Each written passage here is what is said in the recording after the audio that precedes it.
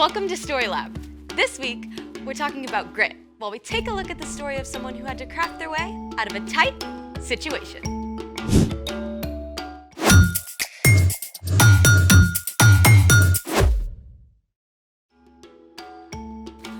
Hey, I'm Sebastian. And I'm Skylar. What does grit mean, Skylar? Grit is refusing to give up when life gets hard. I think I deserve a grit award. What for? Yesterday, my little cousin lost her tooth swimming at the Y. I spent half an hour diving for it. I found it for her. That's very gritty. It was at the bottom of the deep end. So weird. When we swim, our teeth float with us, but a tiny tooth by itself? Sinks. I think this calls for a float challenge. Let's try it. It's water. What should we test to see if it floats? I've opened up the chat for suggestions. Fluffy cookie? Wants us to try pumpkin. Do we have a pumpkin?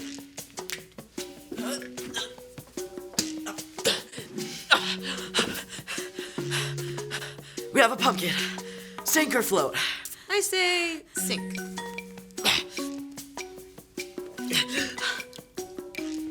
It floats? No way.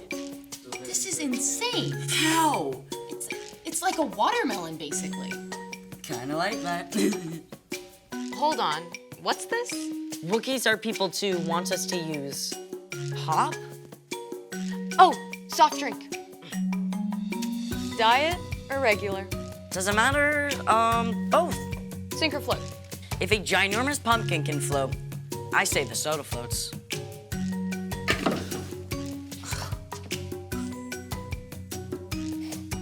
What? Diet floats, regular sinks? They're the same size can with the same amount of liquid.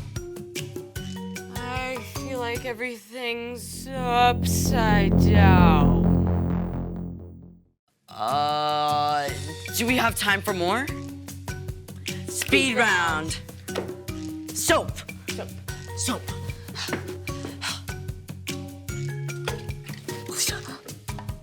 Bowling ball. Bowling ball. Bowling ball. Bowling ball. Bowling ball. Bowling ball. Oh, this is heavy. Okay. It floats? What? Rubber chicken. Wow. Thought I was gonna sink. But why? None of it makes sense. Density. You're calling me dense? No. Some objects sink and others float because of density. Oh, I don't get it. Okay. Every object is made up of tiny molecules. In some objects, the molecules are packed tightly together, and other objects, the molecules are more loosely packed.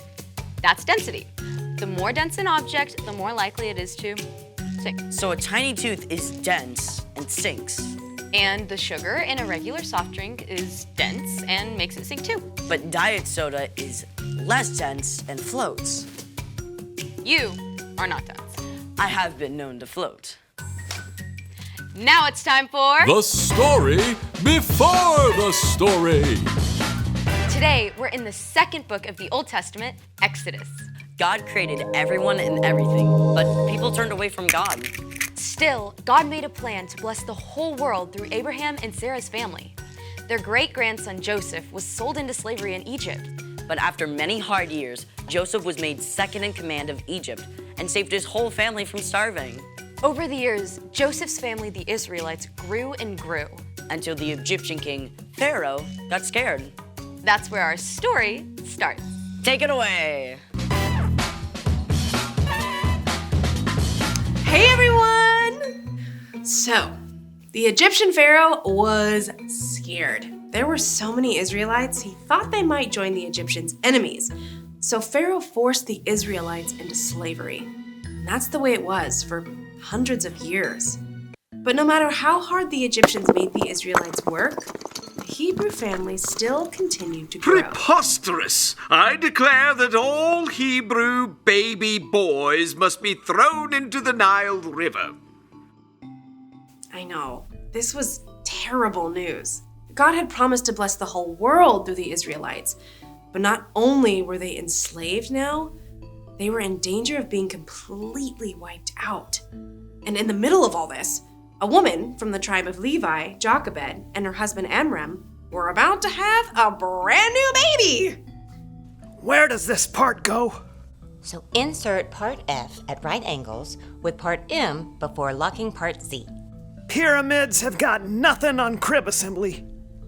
So if Jochebed gave birth to a baby girl, they wouldn't need to worry about Pharaoh's law. But when Jochebed had her baby, you guessed it. It's a boy! Pharaoh is not touching this baby. So for 3 months, Jochebed and Amram and their daughter Miriam hid the new baby boy. That. No puppy.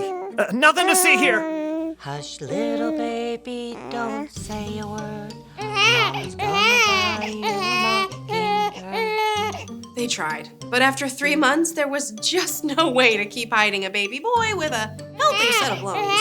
Jochebed wove a basket out of tall grass and coated it with tar. Give him to me now. But they'll still hear the baby in the basket. Come with me. Jochebed was so determined to save her baby that she made a risky and very creative move, might I add. Are we giving our baby a bath? Nope, we are giving him a chance. Now stay close by and make sure he's safe. So maybe Jochebed figured this was a place no one would come? Or maybe she knew it was the favorite bathing spot of Pharaoh's daughter. Sure enough, Pharaoh's daughter came down to the river to bathe. Bring me that basket at once. I mean, Miriam must have been terrified, right? But she stayed hidden and watched to see what might happen. Poor thing. This must be one of the Hebrew babies. Miriam gathered every ounce of courage she had and ran up to Pharaoh's daughter. Would you like me to get one of the Hebrew women to take care of him for you? Yes, that's a perfect idea. This was the best news! So Miriam ran home as fast as she could and told her mother everything that happened. Then together, they returned to the princess. Take this baby and feed him for me. I'll pay you.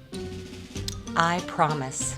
I will treat him like my very own son. And she got paid! Jochebed was able to care for her son at home. And when he grew up, she took him to live at the palace with the Pharaoh's daughter.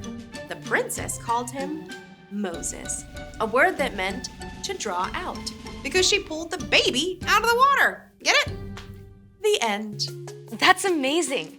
I mean, there's no way Moses' mom could have known her baby would be safe. Yes, but Amram and Jochebed didn't give up. I mean, they held on. They didn't know what to do, but they got creative, and they took the next step. So what's our part in the story? Well, things in our lives can feel really big and difficult too. Yeah, I got assigned to this group project at school, and I had no idea where to start. I just wanted to quit the whole thing. What happened? Well, I prayed about it and asked for help. And eventually everyone joined in, and it actually turned out okay.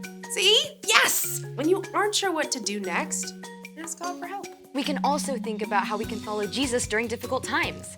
We can start by loving God and loving others. Whether it's a friendship in trouble or a fight with your parents, you can hold on.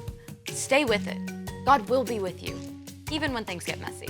I think you guys got it. I'll see you next time. Bye. Bye. So here's the thing. Hold on, even when you don't know what to do. That's how grit grows. Sink or float? Sink. Huh, it floats. Thanks for joining us in the Story Lab. We'll see you next time.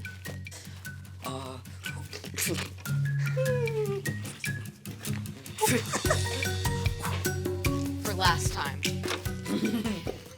Oh, it's sunk.